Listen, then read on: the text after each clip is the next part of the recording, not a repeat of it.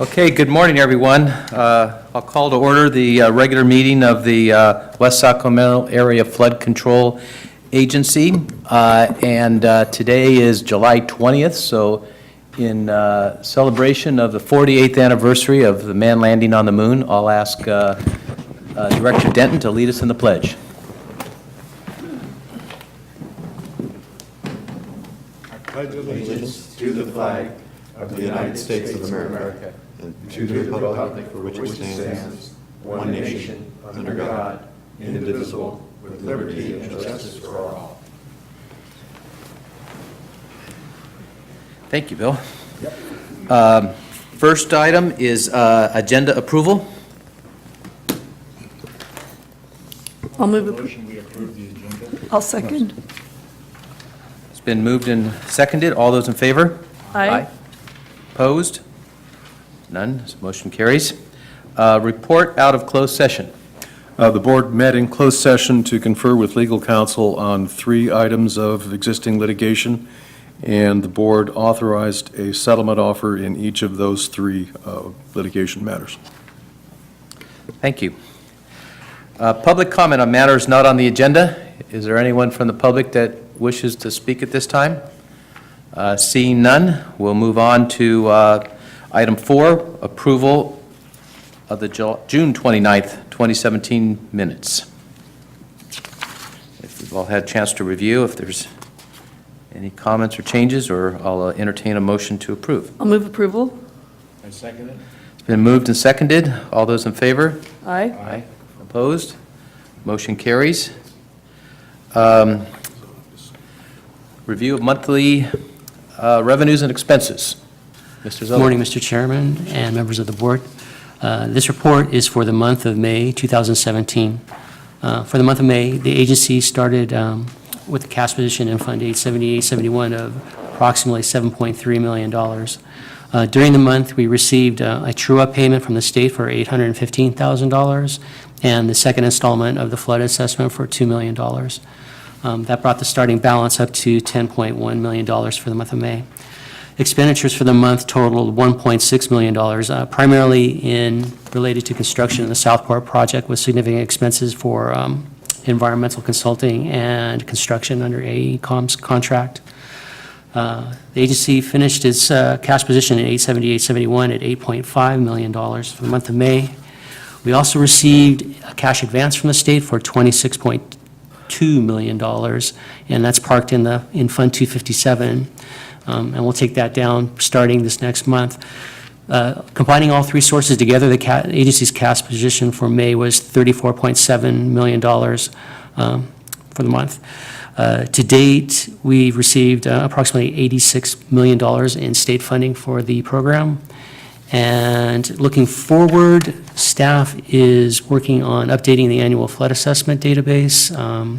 We did the first part of it. We did the information for the final building permits, and we're waiting for the county data. And when we get that, we'll tie it into our systems and complete the land changes and stuff like that. And I'll report that out to you when it's done and been pulled into the system. Also looking forward, for the month of June, you'll see our cash position improve yet again as we receive another, the third, in fact, I think, second or third, real estate reimbursement for $3.3 million. That completes the report for the month of May. Any questions for Mark? No. Okay, thank you. You're welcome. Okay, item 6, presentation on the update of Pioneer Bluff and Stone Lock District's levy setback. Ms. Yancey. Good morning. Thank you for having the opportunity to provide you with an update on the work that we've been doing in coordination with Greg on preparing levy setbacks for the reuse master plan, and then we've also started work on design. As you recall, in February, we brought a presentation to this board to discuss the recommended proposed levy setbacks. We had done an alternatives analysis looking at different approaches to interpreting the ULDC, and we had made certain recommendations to the board. This update will bring you up to date on the work that's been done. Based on those recommendations, it will explore a little bit how this is being integrated with the reuse master plan, and then also touch briefly on how we're working with the Parks and Open Space Master Plan, which is about to commence upon award of contract, and then also how we're working with the two regulatory agencies, Central Valley Flood Protection Board and Army Corps of Engineers, on how this would be permitted, and specifically how we're working through some issues that have come up in relationship to how the federal flood protection O&M expectations that were discussed in the GRR are sort of being met and worked through. So this is just a quick reminder. This is something that you've seen before. This has gone to the Parks Commission, Planning Commission, City Council. This kind of encapsulates what the open space concepts and vision is for the reuse master plan. This work is being done, as I mentioned before, the last presentation, with a Strategic Growth Council grant, and we're expected to be complete with the reuse master plan in April of next year. As I also mentioned at the last presentation, just a quick reminder that the general plan that was adopted in December of 2016 clearly states in its policy directions that we should be looking for joint flood protection and recreation facilities, and it specifically calls out identifying areas where the levees can be also used for recreational amenities. This was the presentation in February. We showed you some setbacks. This is the setback that was proposed, alternatives that were proposed for the Stone Lock area. We recommended the orange line. I apologize, it's not very bright, but the orange line, that's the cross-section there. It's about a 100-foot setback from the center line of South River Road. That was the recommendation that we made to this board. This board agreed to have us proceed with that setback. This is also the setback alternatives that were prepared for the barge canal reach, and we recommended the orange line as well, which is a 47-foot setback from the waterside hinge. We have met with Central Valley Flood Protection Board several times, and in May, we received an email from staff over at Central Valley saying that they agreed with our approach and they thought that they didn't see any issues with it, so we felt comfortable proceeding with conversations with the Army Corps of Engineers. Unfortunately, our discussions with the Army Corps have not gone as smoothly as we would like them to have done, and we've not sort of gotten the responsiveness that we received from Central Valley Flood Protection Board staff. Really, it comes down to, we've been asking 3 questions for the Army Corps, and it has been, what is the extent of their jurisdiction for these 2 reaches? And we've really tried to nail it down to, do they even have navigational oversight anymore? We believe that particularly for this reach, they no longer have navigational oversight, that they may only have a flood protection interest. We have made progress on that issue, and the Corps has come back and said they did abandon all of their navigational rights, that they only have flood protection, but they're a little uncertain as to the extent of what their flood protection interests are. Which brings me to the other points that we've been discussing with them, which is we proposed the 47-foot setback. We provided them with the email that we received from Central Valley. We said to them, this meets and exceeds the expectations that are outlined in the GRR. And we've requested that they give us confirmation that the 47-foot setback is more than adequate. Unfortunately, we haven't received a formal response or an informal response based on that request. We've also asked that in light of the lack of need for improvements that were identified in the GRR, we've also asked if we need a Section 408 permit to proceed with the barge canal trail that's being proposed. We have received slightly more clear direction on this issue, although nothing formal, and they're saying that as long as the WASAFCA board does not issue a formal take letter, does not formally request an improvement, that they do not believe that that will trigger a Section 408 permit. So what we have done, because the port is in the middle of trying to get a purchase and sale agreement done with Ranch Capital, who is a developer who has an E&A for this property, we've prepared a technical memo. That's captured the degree of discussions that we've had with the Corps, and we've sent that over to them, and we've asked them to agree to the content in the technical memo that captures our understanding. If we can get concurrence that we've at least captured the understanding, it's our intent to provide that to the developer. And hopefully they will accept that as enough progress to enter into a purchase and sale agreement. In June, we went to the council and sort of gave them an update on how this fits into an overall active transportation system. So moving beyond just the recreational elements, but really how does the levee improvements actually fit into something that would be close to like modal shift, so this is kind of outside this board's jurisdiction, but to let you know how integrated these systems are, we're also looking at how this fits into the larger city's transportation system and how these levee improvements, these O&M corridors could actually do something that would reduce vehicle miles traveled, that people would decide, instead of taking my car, I'm going to take my bike or I'm going to walk to a destination. So this diagram just gives you another layer of the work that we're doing with the flood protection coordination in terms of how we're trying to integrate all these issues. Wood Rogers is currently under contract to do design work for the two reaches that are shown as 5A and 5B.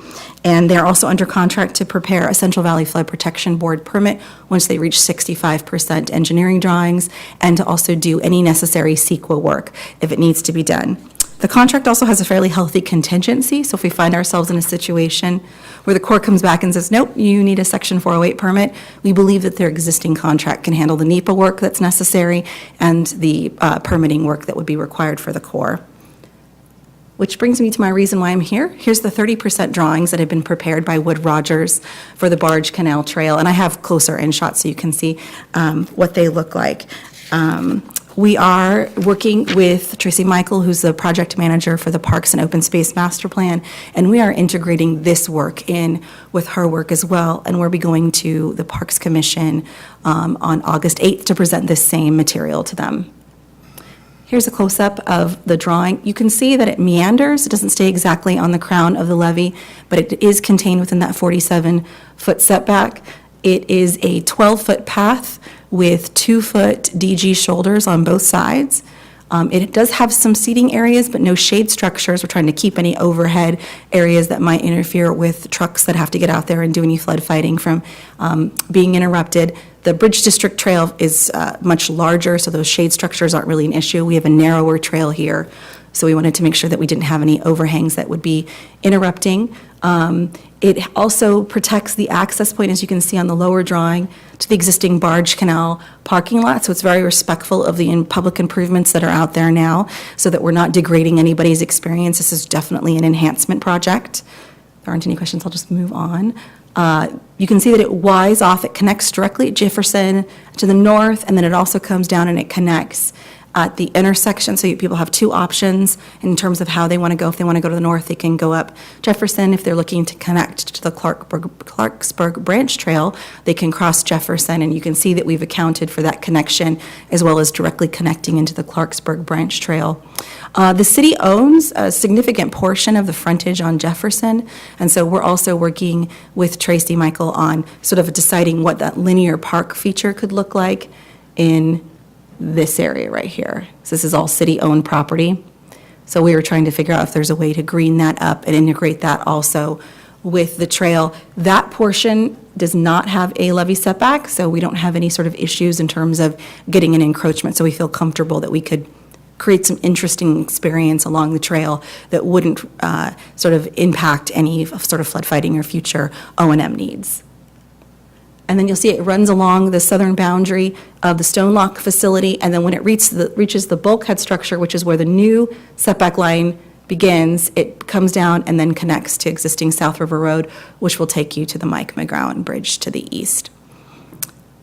And I'm happy to come back to these if you have any questions about what you're looking at.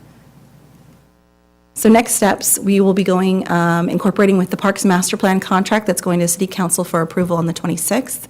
Like I said earlier, we'll go to the Parks Commission on the 8th and present this material, as well as some of the design and aesthetic issues, seeking guidance about sort of the use of materials and the lighting fixtures, et cetera. We should have 65% engineering drawings complete before the end of summer, so by September 1. And then we're aiming for a Central Valley Flood Protection Board permit submission in mid-October after CEQA has been completed and the review period has been finalized. I thank you so much for your time and giving me the opportunity to present this material and give you an insight on how we're trying to integrate flood protection into the parks planning and the active transportation. I'm happy to answer any questions at this time. Thank you. Thank you. I have one. When you do your stuff with the levee, the trails and stuff, you do get with the Reclamation District, which is responsible for maintenance of that levee, and get their approval on that so that you're not interfering with our normal maintenance operations? I have not had a chance to talk to Kenrick about this project. However, I think I'm providing enhancements that he doesn't have right now. He does not have an O&M corridor there. He doesn't have easements there. He doesn't have any improvements there. So I think, at least in terms of the spirit, we are providing him with additional enhancements that he does not have. But if he would like to speak to that, I'm more than Yeah. happy to hear his Bill, insight. the area she's mostly talking about, we don't currently have any O&M responsibilities. Nothing that she's presenting concerns me. Katie knows what my concerns are as far as O&M on levies, and she has mentioned that they're trying to avoid some of those. I've been working with the Parks Department. Katie's been a part of that for any recreation features that are going to be associated with any levies that we do have maintenance on, and I've voiced all my concerns about, how those are integrated and, so I'm happy with how the city's working with RD 900. And I've told them that they, if they're in 537's jurisdiction, they need to have those same conversations. And they've been very responsive, and I don't have any issues. Well, I don't want to get us caught with a program that's Nope. going to interfere with us. Either do I. I don't want them to waste money, because then I'll make them tear stuff down. We don't want to do that. I don't want that either. Thank you very much. I really enjoyed your proposition. Great, thank you. Katie, the description here says Pioneer Bluff. Is there any progress in those areas too, as far as acceptance of setback and whatnot, or was your focus been on the south of the barge canal? So that's a good question. When we came to the board in February, we talked about project level work that we were doing and then programmatic level work that we're doing. So all of our project level work, where we're actually getting into design and scheduling, like when we're going to have a permit done, that's all been happening south of the barge canal. Some of our programmatic work, it's not accelerating as quickly as this project level work is. So we have had a discussion with Central Valley about where they would like to see the Pioneer Bluff setback be. They've given us some additional direction in relationship to integrating some of the principles that were adopted with the Bridge District's areas identification of the theoretical levee prism. It did push the setback back a lot farther. We did discuss that with council in terms of what the implications were. One of the things that I think Greg and I have to have a follow-up conversation about is what that means in relationship to the proposed improvements. The proposed improvements in Pioneer Bluff have a lot of geometry fixes, so it would eliminate a lot of the vegetation that's out there. It sort of shaves back a significant portion of Pioneer Bluff. And I think it's difficult until Greg and I have a conversation about the timing of that to really do anything akin to this, because I think it's really important to sort of understand what West Safka needs to do first before I kind of come in and say, let's build a trail here, or let's build a joint use facility. I think in my discussions with Wood Rogers, they've sort of expressed similar concerns that it's good to pause until we have an opportunity to get through this, and then maybe refocus our attention on the design work in Pioneer Bluff. So that's where we've kind of left it right now. Okay, well, that's interesting as far as you guys planning your facilities, but it's also as far as future development of the whole area up there is where that setback is. Yeah, so it's 120 feet, 115 to 120 feet from the existing waterside hinge, which according to the GRR changes significantly. And so I think we need to have some more integration, but Greg and I are very busy people, so Okay. we're pausing on that for now. Very good. Oh, thank you for the question. Any other questions? Nope. Thank you very much. We Thank appreciate you. you being here. Oh, yeah, thank you so much for your time. The consent agenda, items 7 and 8. Any questions or discussions on that?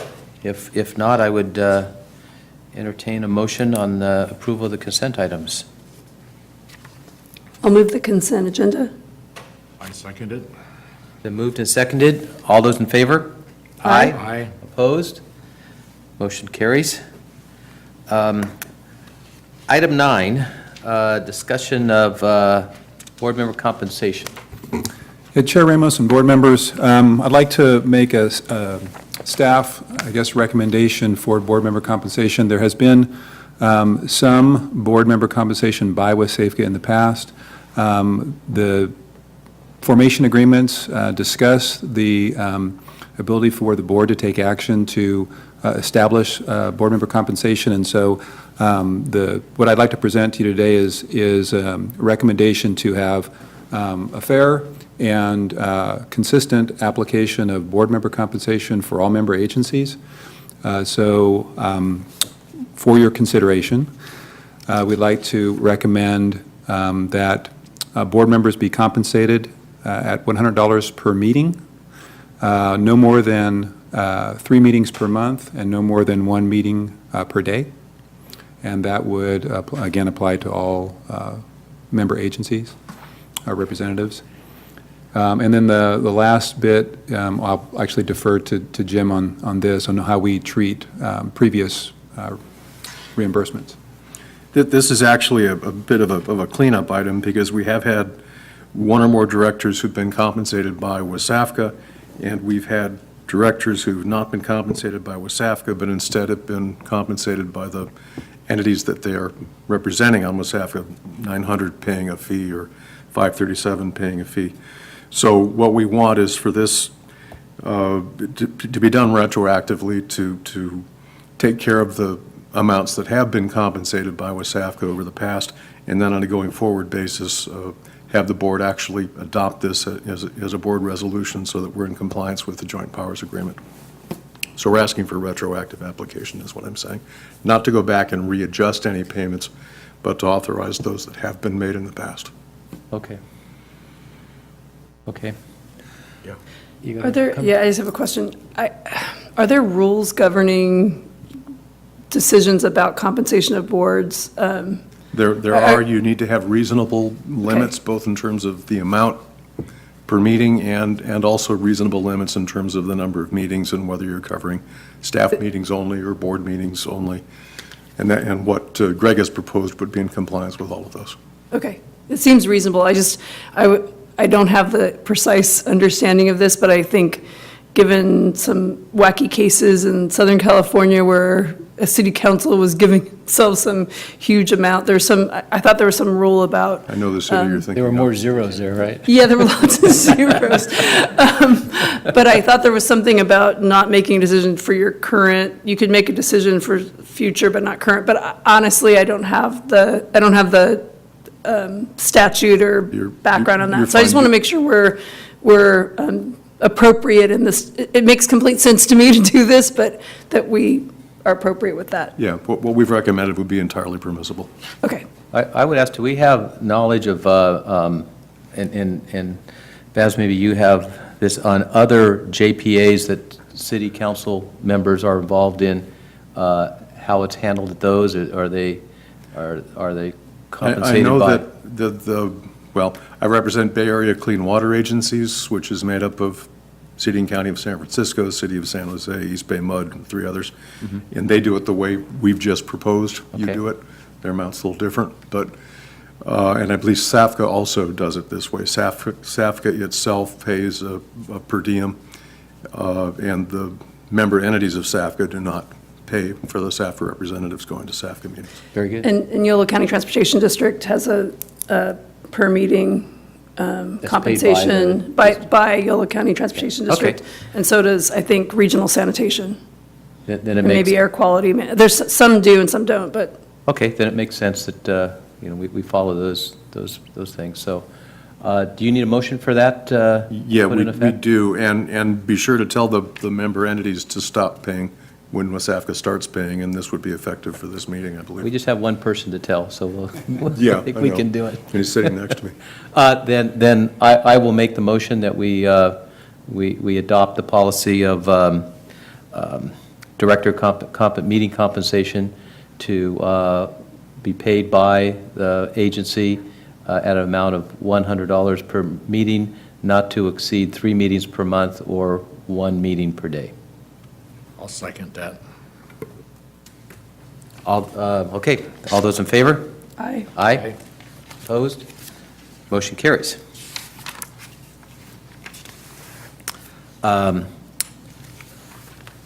Southport project update. Ken?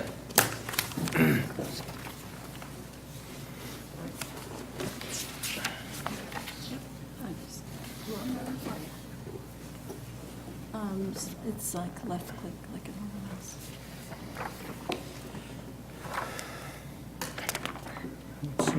Good morning, Chairman Ramos, members of the board. I'm here to provide an update on the Southport Levee Improvement Project construction progress over the last 4 weeks and as we move forward.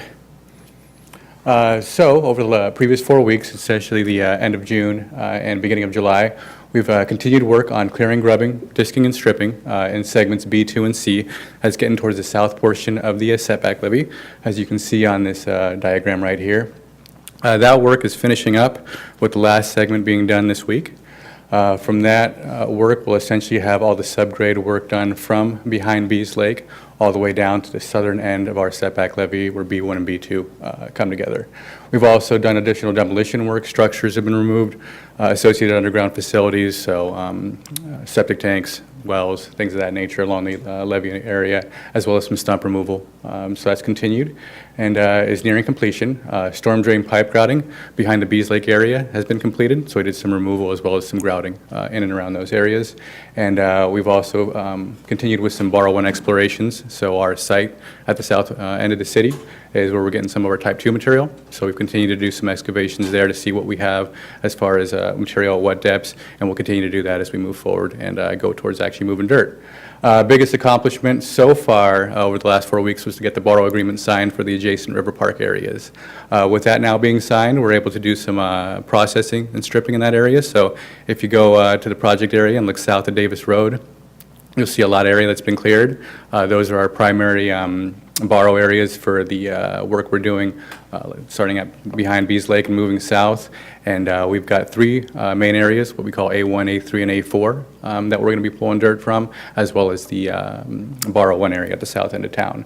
Over the next 4 weeks, we'll continue to go ahead and prep those areas, as well as harvest the material. Right now, we've stripped A4 and in the process of A3. They're doing some survey work to determine elevations after that, and then they've got to process it, get some testing done, then place it, test it again. So it's quite a process that we're doing, but we're moving along at a fairly decent pace.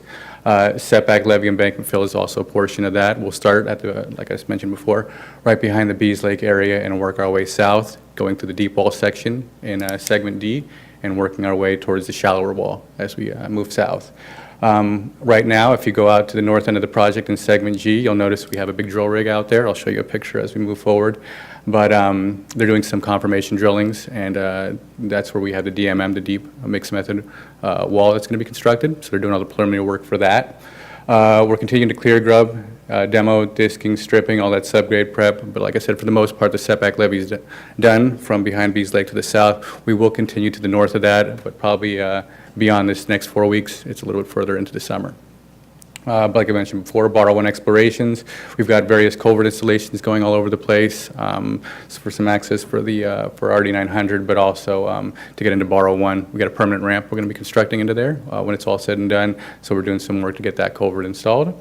And then we're continuing with our biological surveys, cultural coordination that's ongoing, and that's continued to ongo throughout the entire project area. We've got the bird nest surveys we've been doing, keeping an eye on those things as we've been finding cultural items. We're going ahead and cataloging all those and coordinating with the tribes, as well as the Army Corps of Engineers, to make sure we're all in the loop moving forward. And right now, I think everything's moving along well. But there's definitely some catch-up work we need to do based on not only the rains, but some of the delays in getting the borrow agreement together. So we're working 10-hour days, including Saturdays. So they're started that last week, and we'll probably continue that throughout the summer and as long into the fall as we need to. Here's some pictures of the borrow areas I mentioned, A4 and A3, where we used to have weeds and weed abatement done before. We've got dirt exposed. Along the perimeter of the sites, we've got the strippings, essentially the material that was there before, the top foot, that's been pushed to the perimeter. And as you can see, one of the areas is prepped, and we'll continue to move forward with that. We're looking at levee embankment fill work starting next week, probably towards the middle of the week, along this alignment. As you see to the far left side of the project, where you see some of the darker soil, that's where we're going to start and work our way south. This is the drill rig I mentioned before, so we're doing some drilling and as well as some utility relocation in that area. Continuing to do clearing, grubbing, demolition, disking all throughout. Like I said, we're at the tail end of it in segment B2. Once we get that done, we'll shift our resources north of Linden Road, but for the time being, we're getting close. And that's a picture of the Borrow 1 explorations, essentially digging down anywhere from 4 to 6 foot, getting the material, seeing what we got, and got our cultural resource folks out there as well as our material testers to make sure everything's being done in compliance with the plans and specs. And that's, I believe, all I've got for now. Any questions? No? Just, you mentioned they're increasing their working hours and 6 days a week at this point.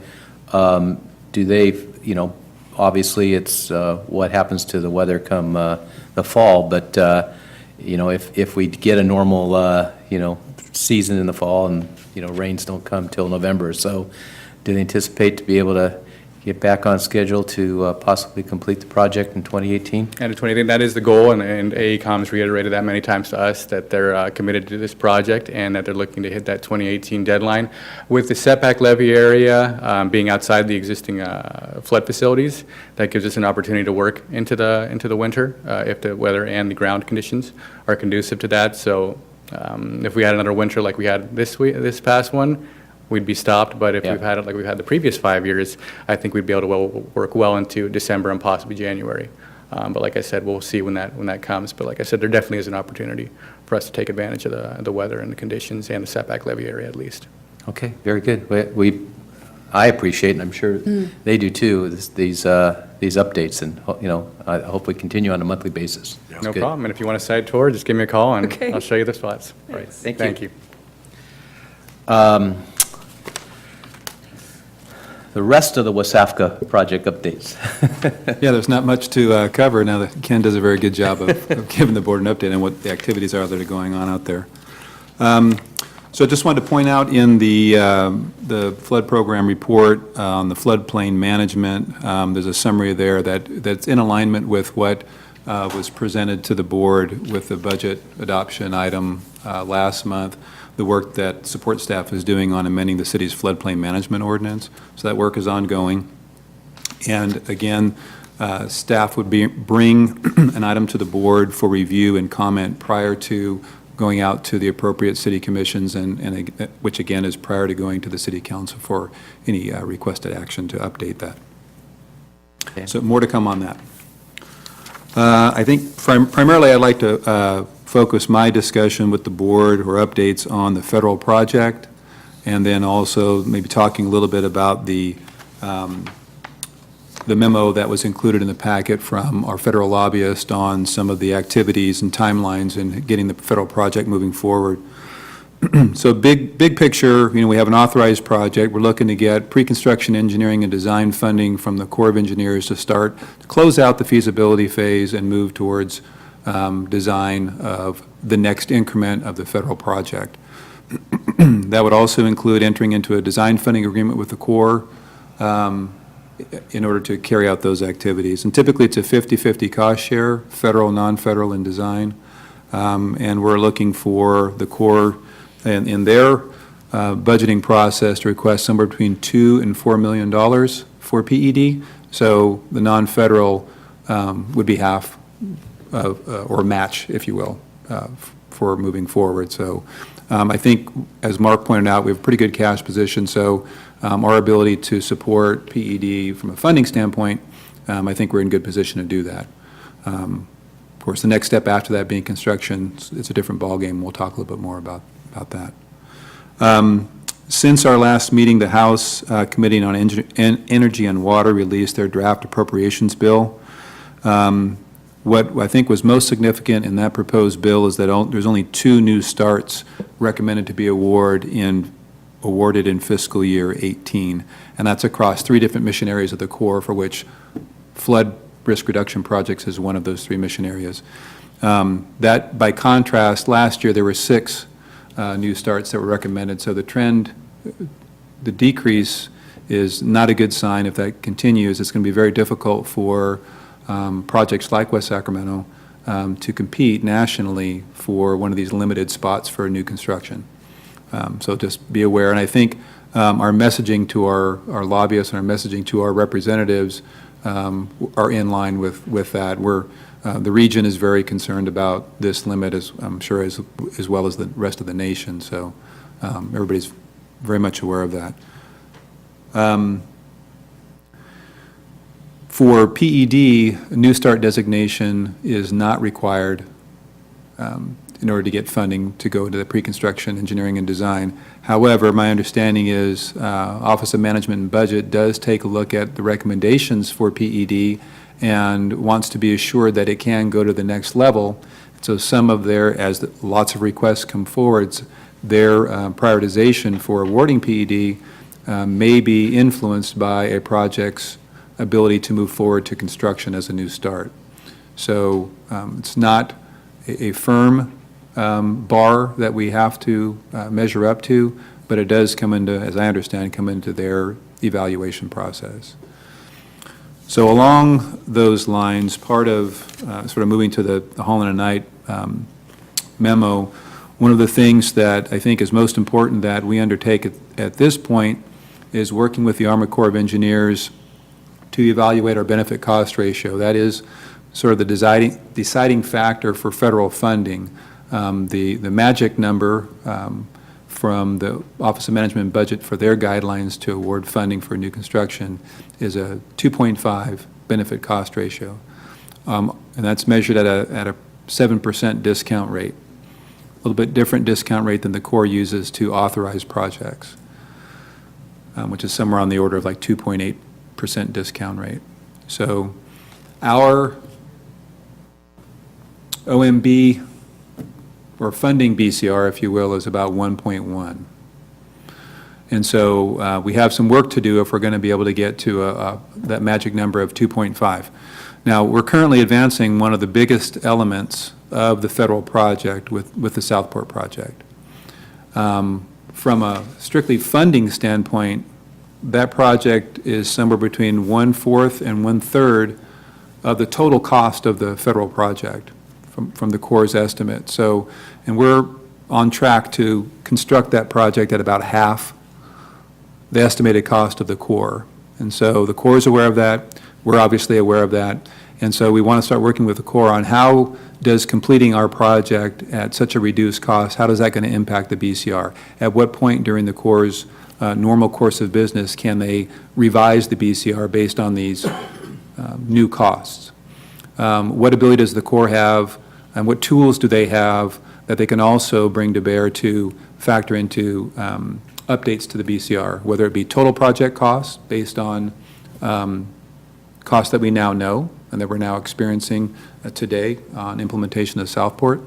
Have the benefits changed?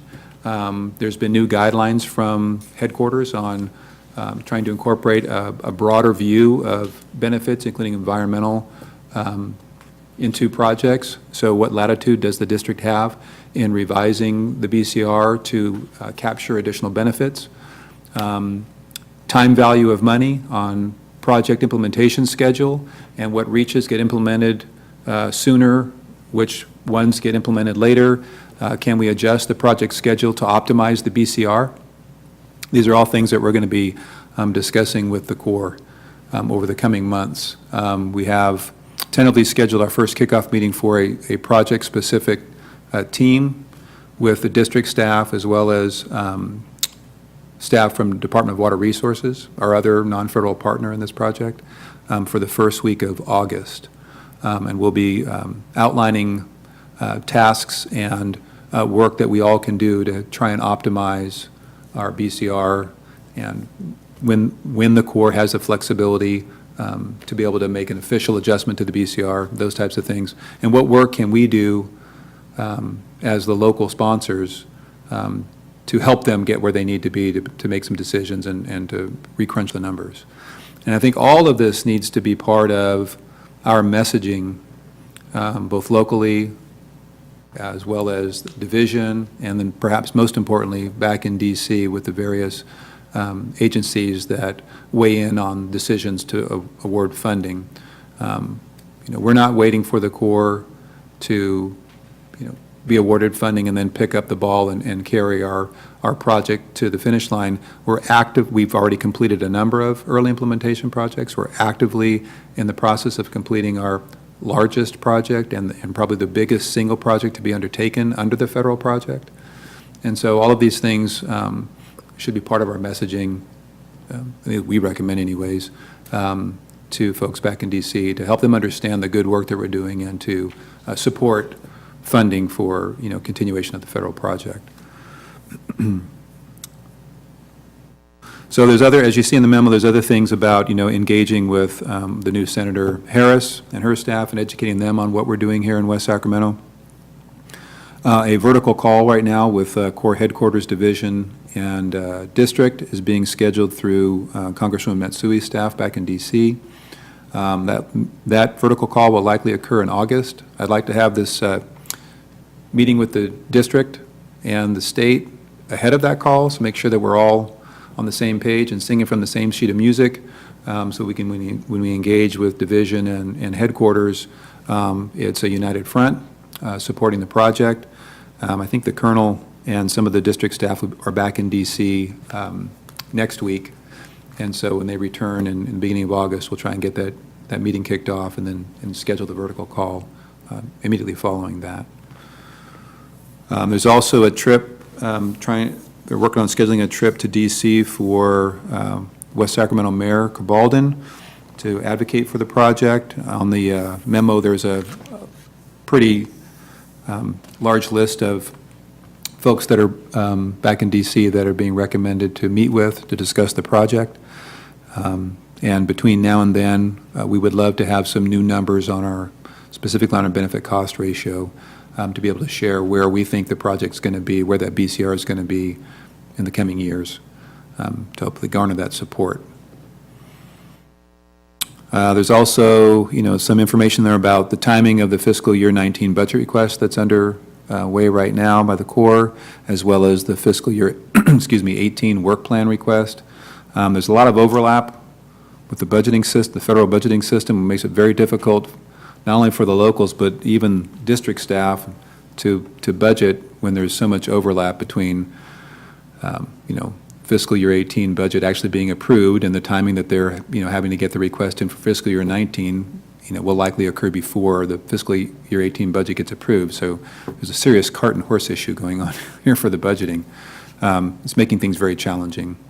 And then the Corps also, they sort of go into a blackout period where when they're developing their budget, but they can't share what it is that they're recommending. They can only sort of hint around it. And they're entering that blackout period now. And then there's also a history of funding new starts in the memo, as well as some of the ongoing construction projects that are being recommended for award. The projects that are listed on page 3 of the memo, those are not new start construction, those are ongoing construction. Yeah. And then there's some guidelines there about how you qualify for construction money, whether the project purpose and different types of projects that can be funded, and whether or not you can get an exemption from having the BCR based on either a significant risk to human safety or other environmental return benefits. But primarily for a project such as ours, it's going to rely heavily on the BCR. So I'd be happy to answer any questions or take direction from the board on any of these items on the federal advocacy and the federal project. Do you guys have any? Well, this comports with what Mr. Ramos and I heard, and cap to cap, a lot of what, so thank you for sharing this update. Nothing surprises me at this point, but we have to keep focused on moving the advocacy forward. Yeah, I do. Let's back up to the South Cross levy. How is that progressing as far as getting approval? So the South Cross levy, we've already received confirmation from and approval from the Corps on the hydraulic separation. So it is still not part of the state plan of flood control or federal flood control facilities, but it is part of the federal project. and separating our basin by our city limit boundaries from the basin to the south. So that hydraulic separation has already been established. Once the federal project is implemented and that levee is reconstructed, it still will be a private levee, but it will qualify for, under the PL 8499 for rehabilitation, and it becomes part of our overall flood protection system, but I think it's still going to be a private levee. Okay, and I have one other question. You mentioned funding and that sort of thing. I wrote down a little note here. How often do we contact our lobbyists in Washington? Is it on a weekly, a monthly, bi-monthly? It's weekly. I participate in calls with the city, with our lobbyist weekly, and flood protection is one of the major topics of discussion, especially now considering where we are and where we're trying to go. Okay. And I guess that's all. Greg, refresh my memory, what was our BCR in the GRR? Was it 3 something, or? Yeah, I think it was 3.2 or 3.4. I don't recall offhand, but something like that. So, But it was at a discount rate of 2.85%. so using a different discount rate and recalculating, it's all the way down to 1.1? Yes. You said. Well, other projects are having the same issue, I assume, probably in different levels, but, we need your guys' efforts, and especially working closely with the district to try to improve the BCR, whether it's official or unofficial. Let's keep plugging away at that, and there's, I understand there are 2.5 criteria, but we're also competing against other projects that are having the same thing, and so we're all probably working towards improving things and getting to that point. And, a flood control project like ours has the public safety aspect that needs to be, pointed out over and over and over again. I don't know, I just, in my involvement in, pushing for the federal effort, and then now getting the PED monies, it's just imperative that we reach that level as soon as we can, and putting together this work plan on how we advocate in Washington strong.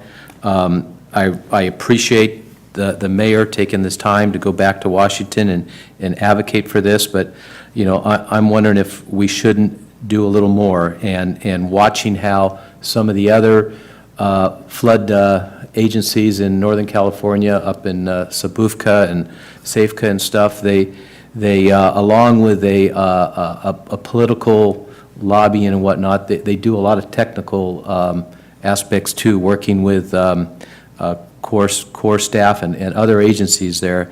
And I don't know if it's our charge to do this, or just in coordination with the city, but I'd like to see if we can, is to have you go back to Washington, either with the mayor or possibly separately, and a more focused discussion on with the headquarters and whatnot, and it may be multiple times. I think it's, if the longer we sit on the shelf, the staler we get, and I think it would be worth our time and effort to work with our lobbyists, work with our local program folks, Eric and others, and and if it makes sense to have you or others go back and work on it from a more technical standpoint, I think we should do that. So I don't know how the rest of you folks feel, or how we coordinate that, but I would say that we should have those discussions in how you work with city management and others as to how we do that. Okay. So, pardon me? You No, I don't need to at this point. I mean, I I do, but I think at this point,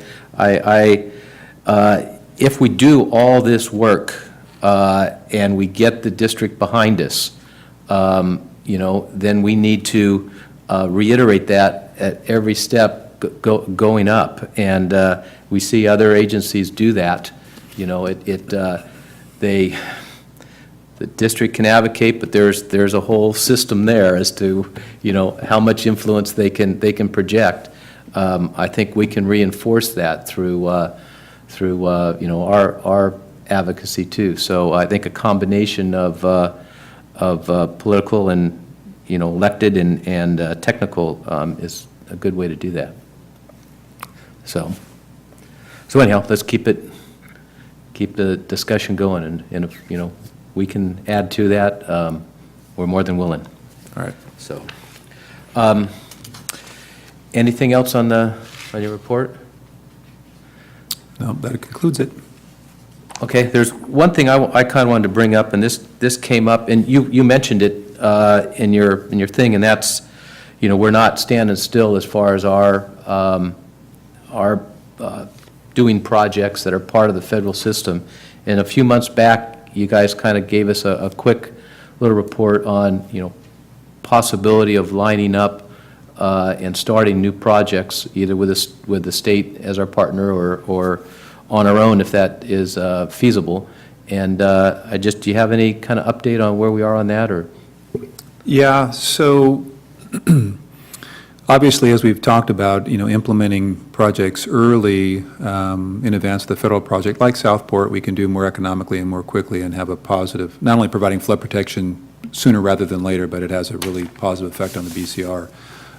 With our current funding with the state, our allocation with the state, at this juncture, it looks that it exceeds what's going to be needed for Southport, and so will be funds that could be reprogrammed, or maybe not reprogrammed, but repurposed for an additional project.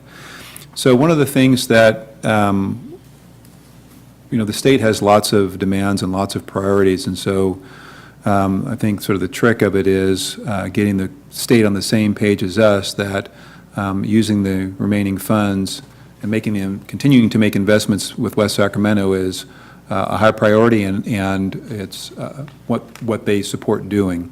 And bringing DWR along with these meetings with the Corps in support as the other non-federal sponsor in getting our federal project where it needs to be. These are some of the things that are going to get teased out as part of that discussion. And my hopes is that, the light bulb is going off for them, or going on, as it is for us, that not sitting back, but continue to advance work, whether it be studies that can show that segments of levees currently meet current standards and don't need to be part of the federal implementation and can be removed from that cost formula, or to the point of we select to reach, design, and implement another project, or some combination thereof. So over the coming months, we're going to be engaging with the state and starting to have that conversation. We want them to be in the right place when we start that conversation. We don't want them to be thinking about Oroville and some of the other work that they need to do elsewhere in the state post this past winter season, but we want them squarely in the mindset of we need to help advance West Sac and do whatever we can to advance that federal project and get to a new start construction. And so that's the effort that we're going to be undertaking over the next month or two. Okay, very good. All right, I think that's it, unless anyone has anything else. Nope. Okay, meeting adjourned. Thank you all.